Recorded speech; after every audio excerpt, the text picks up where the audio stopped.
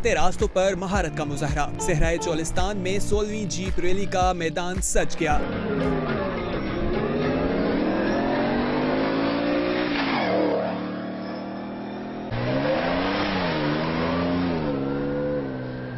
Prepaid, stock और खवातीन category में 135 गाड़ियां शरीक।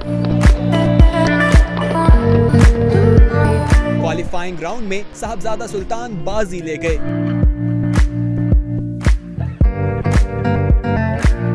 साहबजादा सुल्तान ने 1.25 किलोमीटर का फासला 1 मिनट 4 सेकंड में तय किया।